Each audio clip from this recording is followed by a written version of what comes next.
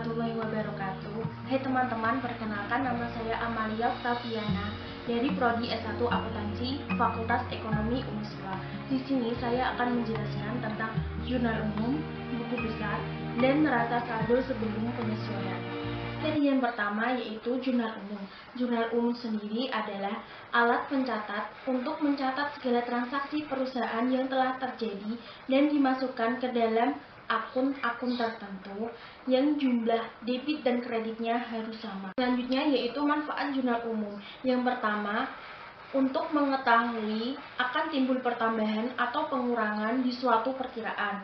Yang kedua yaitu untuk mengetahui jumlah debit dan kredit harus seimbang. Yang ketiga yaitu sebagai tanda untuk diperkirakan diposting ke dalam akun buku besar yang ada. Seri selanjutnya yaitu fungsi jurnal umum. Yang pertama yaitu fungsi historis. Transaksi dilakukan secara kronologis menurut tanggal dan waktunya. Yang kedua yaitu fungsi mencatat. Setiap transaksi yang terjadi harus dicatat. Yang ketiga yaitu fungsi analisis.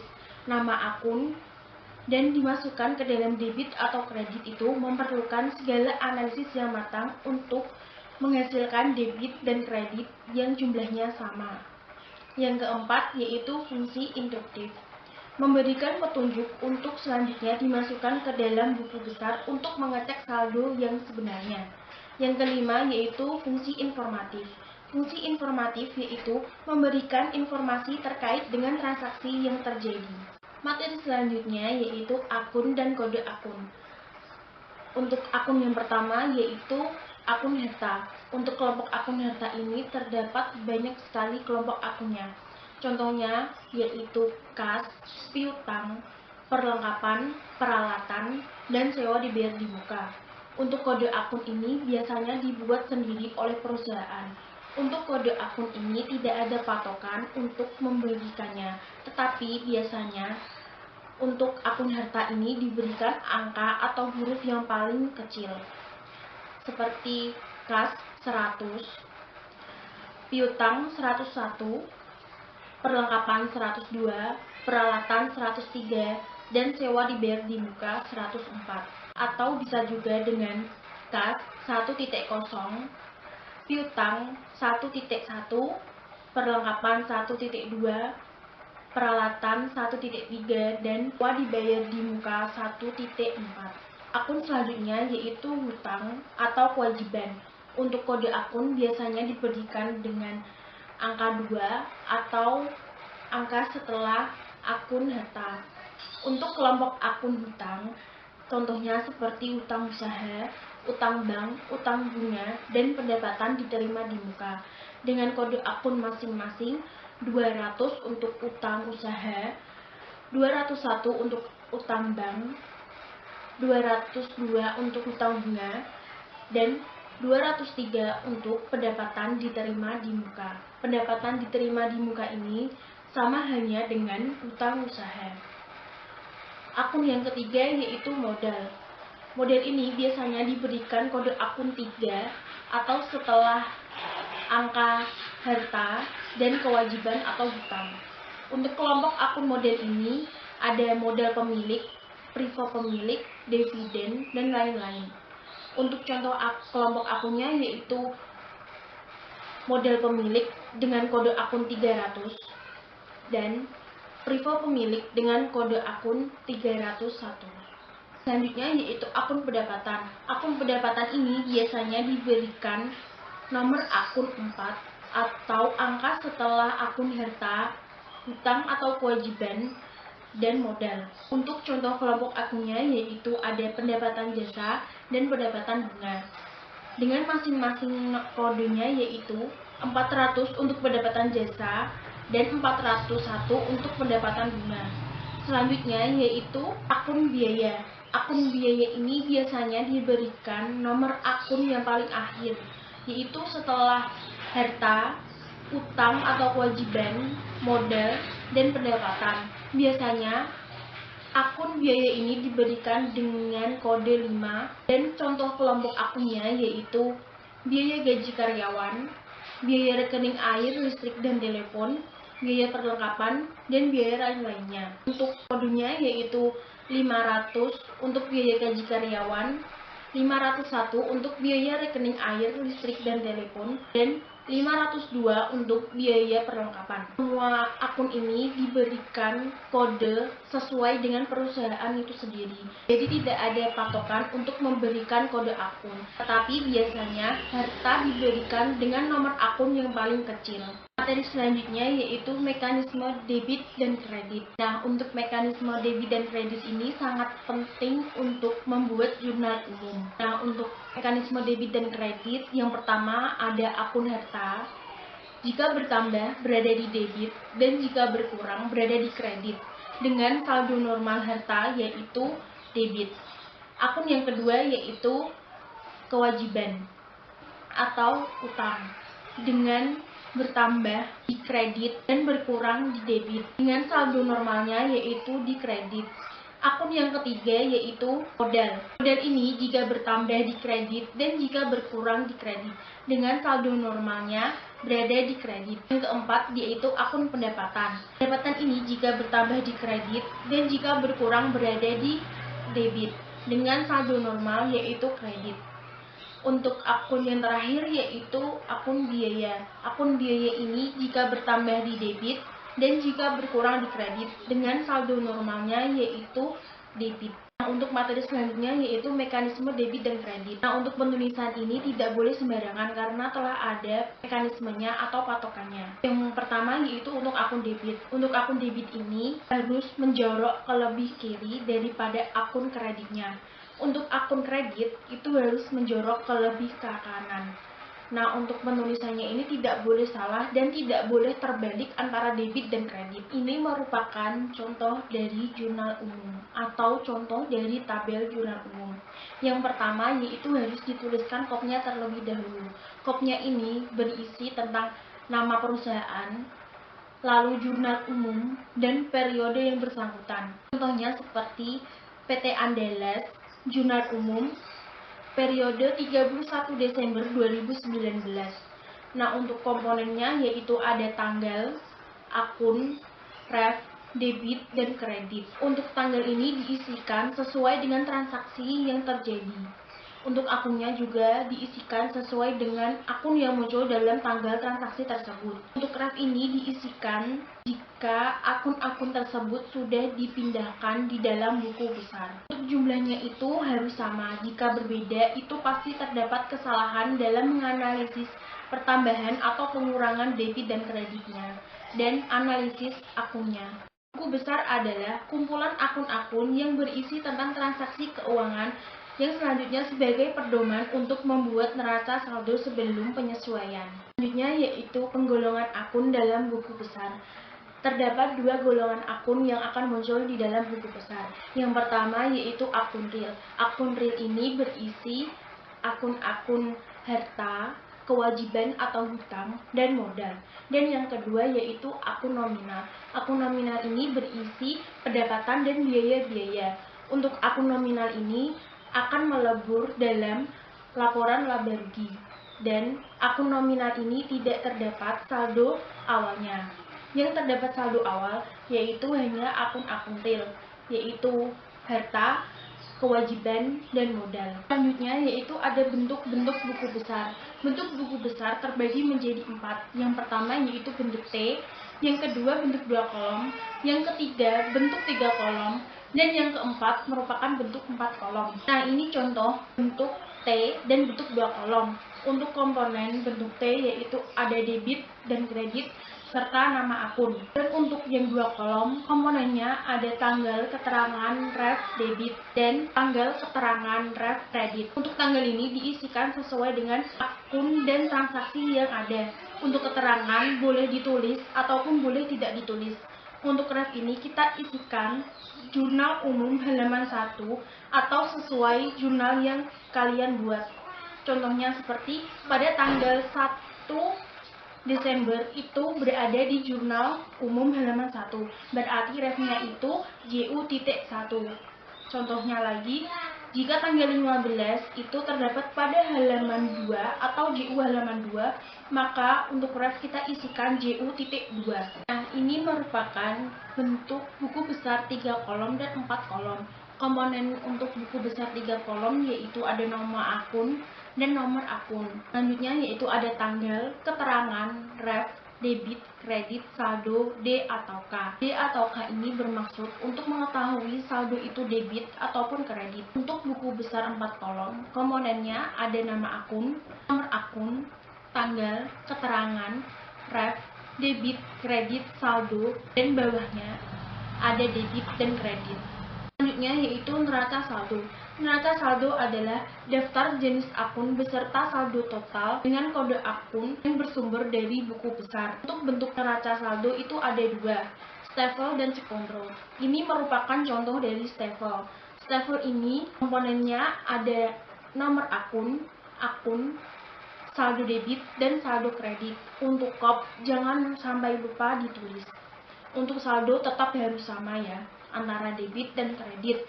Selanjutnya yaitu ada bentuk Secontro. Yang pertama harus dituliskan adalah kopnya terlebih dahulu. Komponennya ada nomor akun, debit, nomor akun, dan kredit. Untuk saldo tetap harus sama antara debit dan kredit.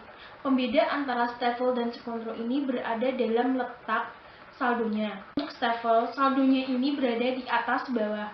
Untuk saldo debit berada di atas, dan untuk saldo kredit berada di bawah. Untuk Secontro ini saldonya berada di seberangan, yaitu debit berada di kiri dan kredit berada di kanan. Untuk selanjutnya yaitu contoh soal dan pembahasan. Nah, ini merupakan akun dan kode akun yang akan muncul dalam transaksi dari contoh soal yang kita akan bahas bersama. Untuk mengerjakan jurnal umum ini, maka kita harus mengingat kembali materi yang sebelumnya yaitu penulisan debit dan kredit dan mekanisme debit kredit. Untuk penulisan, jika debit maka tulisannya condong ke kiri dan untuk kredit penulisannya condong ke kanan. Untuk mekanisme debit dan kredit, maka untuk harta itu jika bertambah di debit dan berkurang di kredit. Untuk saldo normalnya yaitu di debit. Untuk utang, modal, dan pendapatan itu bertambah di kredit dan berkurang di kredit. Saldo normalnya yaitu di kredit. Untuk biaya itu bertambah di debit, berkurang di kredit, dan saldo normalnya yaitu di debit. Nah, untuk soal ini mari kita kerjakan bersama ya. Berikut adalah daftar transaksi selama bulan pertama kegiatan dari jasa konsultan pajak Prima bulan Desember 2018. Nah, kita harus analisis terlebih dahulu ya. Tanggal 3 Desember 2018, Tuan Denny sebagai pemilik menginvestasikan uang sebesar 100 juta dalam perusahaan yang baru didirikannya.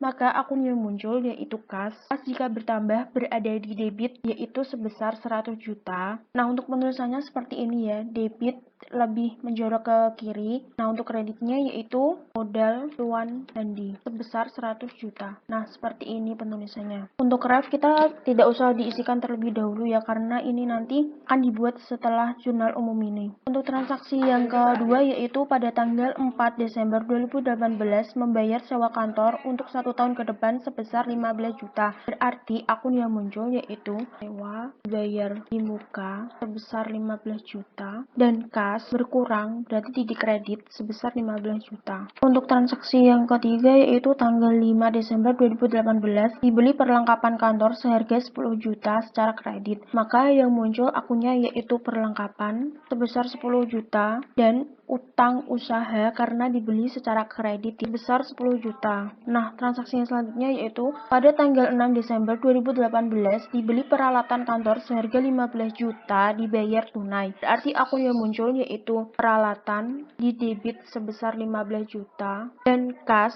karena kita beli secara tunai berarti kas kita keluar untuk bayar peralatan sebesar 15 juta di bagian kredit. Transaksi selanjutnya yaitu Tanggal 7 Desember 2018 dibeli perlengkapan kantor tunai sebesar 3 juta. Maka dari itu akun yang muncul yaitu perlengkapan sebesar 3 juta dan kas berkurang di kredit sebesar 3 juta. Transaksi selanjutnya yaitu 10 Desember 2018 meminjam uang dari bank sebesar 70 juta.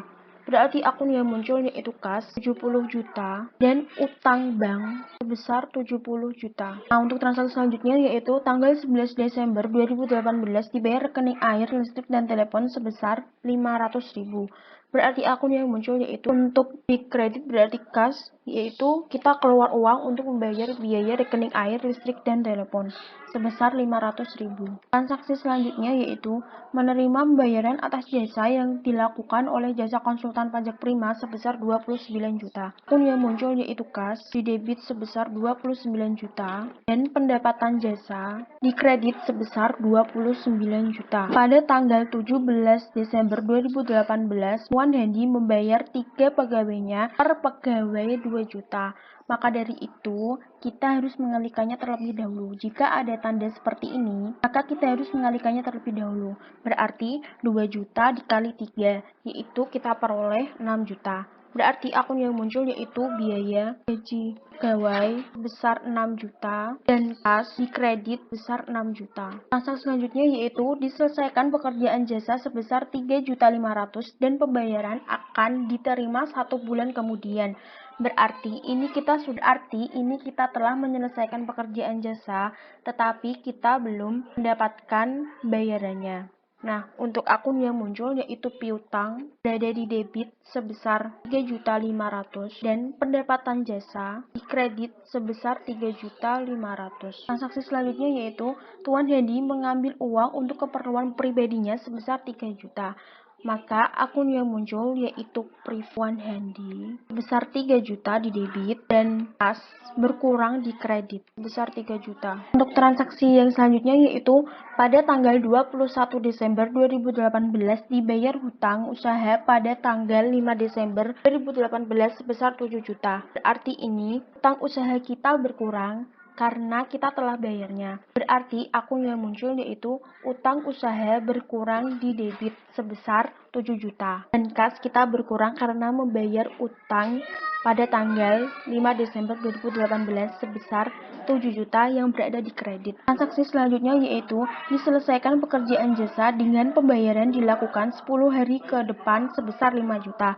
Berarti ini akun yang muncul piutang besar 5 juta di debit dan pendapatan jasa bertambah di kredit sebesar 5 juta. Untuk transaksi yang terakhir yaitu pada tanggal 31 Desember 2018 perlengkapan yang terpakai sebesar 2 juta. Nah, ini jika ada kata-kata terpakai maka kita tidak perlu mengurangkannya. Jika ada kata-kata tersisa, maka kita harus mengurangkannya dengan saldo awalnya. Nah, ini untuk akun yang muncul yaitu biaya perlengkapan sebesar 2 juta dan perlengkapan di kredit sebesar 2 juta. Nah, ini kenapa perlengkapan bisa dikredit? Karena perlengkapan ini berkurang karena telah kita gunakan selama periode yang bersangkutan. Nah, selanjutnya kita akan membuat buku besarnya terlebih dahulu. Untuk yang pertama, kita harus tuliskan kopnya terlebih dahulu. Kopnya yaitu jasa konsultan pajak prima, buku besar periode 31 Desember 2018.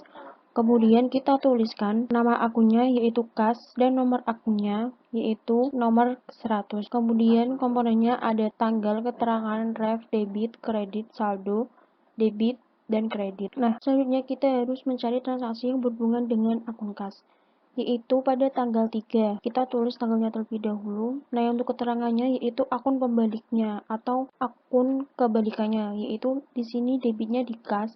Nah, ini kita tuliskan saja modal Tuan Hendi. Untuk JU ditulis halaman 1 semua ya, karena memang JU-nya hanya ada 1 halaman. Kas ini berada di saldonya berada di debit, berarti kita tuliskan di debit sebesar 100 juta. Nah, kemudian untuk saldonya di sini kita tuliskan juga 100 juta. Untuk tanggal selanjutnya yaitu pada tanggal 4, yaitu tanggal 4 berada di kredit untuk membayar sewa dibayar di muka sebesar 15 juta di kredit. Nah, karena ini saldonya berbeda, yaitu yang satu di debit dan satunya di kredit, maka kita harus menghitungnya dengan cara mengurangkannya, yaitu 100 juta dikurangi dengan 15 juta. Jadi saldo sementaranya yaitu 85 juta. Selanjutnya yaitu pada tanggal 6. Tanggal 6 ini dibeli peralatan sebesar 15 juta.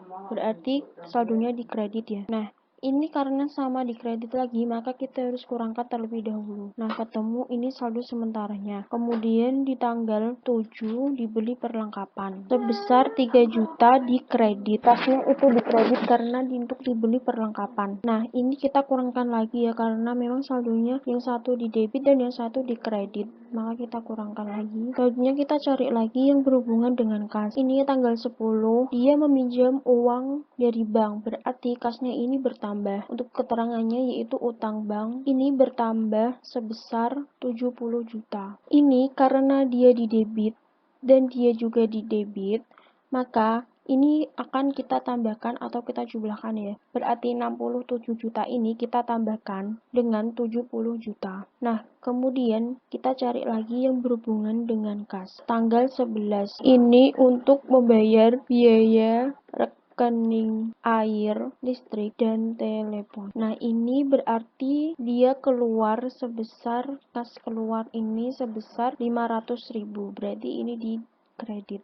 Nah, karena ini di debit dan ini di kredit lagi, maka kita harus kurangkan terlebih dahulu. Kemudian kita cari lagi yang akun berhubungan dengan kas, yaitu tanggal 14, yaitu pendapatan jasa sebesar 29 juta. Berarti ini kita tambahkan karena di debit dan di debit. Kemudian kita cari lagi yang berhubungan dengan kas. Nah, ini tanggal 17, biaya gaji pegawai sebesar 6 juta di kredit. Kemudian kita cari lagi ada di tanggal 20. Keterangannya yaitu brief to one handy sebesar 3 juta. Kemudian kita hitung lagi, kita kurangkan karena ini debit dan kredit. Nah, yang terakhir ini pada tanggal 21 Desember 2018 dia membayar utang usahanya. Berarti keterangannya utang usaha. Dia membayar sebesar 7 juta. Kemudian kita kurangkan. Nah, ini merupakan saldo akhir dari kas. Saldo ini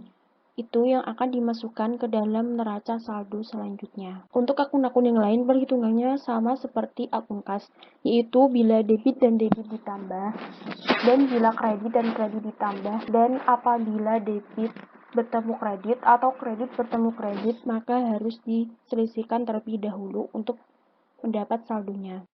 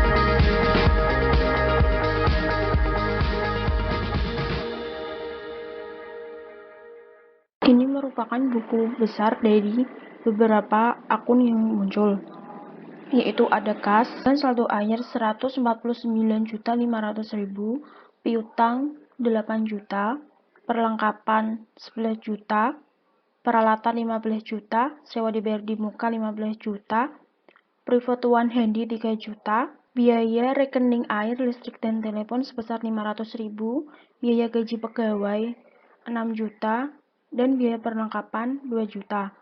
Ini merupakan akun-akun yang berada di sisi debit.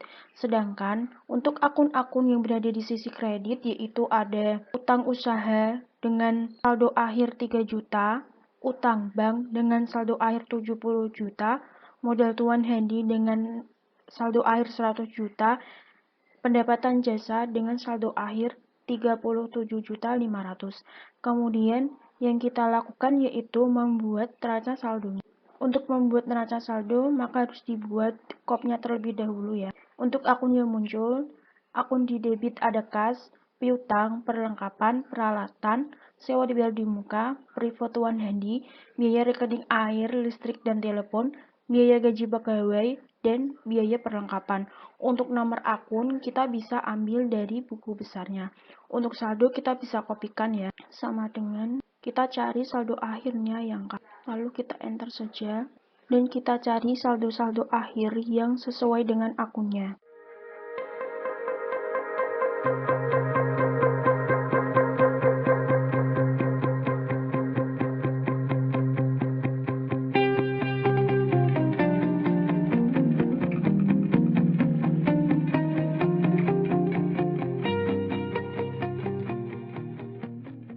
Kita tahu berarti kas mempunyai saldo akhir 145.500.000, piutang dengan 8.500.000, perlengkapan dengan 11 juta, peralatan dengan 15 juta, sewa dibayar di muka dengan 15 juta, perifotoan handy dengan 3 juta, biaya rekening air, listrik, dan telepon sebesar 500.000, biaya gaji pegawai sebesar 6 juta, dan biaya perlengkapan sebesar 2 juta. Maka dari itu kita langsung jumlahkan saja ya. Untuk saldo akun yang berada di kredit ada utang usaha, utang bank, modal tuan handy, dan pendapatan jasa. Maka kita sama saja, kita harus mencari saldo-saldonya di buku besar.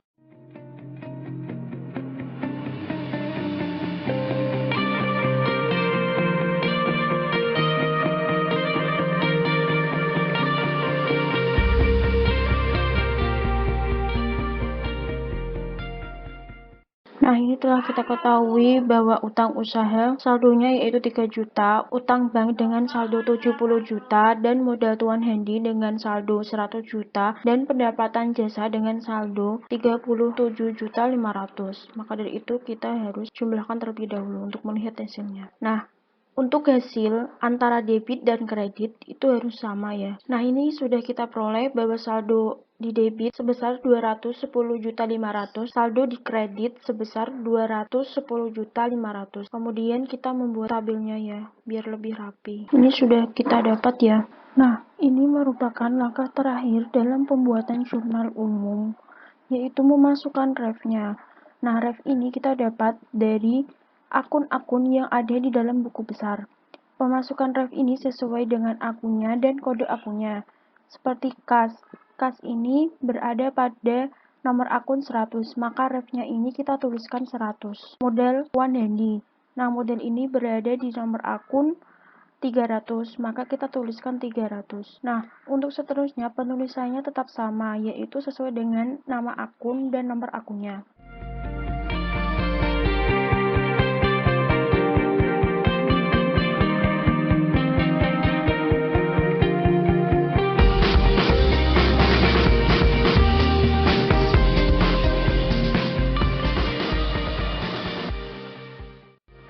Semua berarti akun-akun ini sudah dipindahkan ke dalam buku besar yang ada.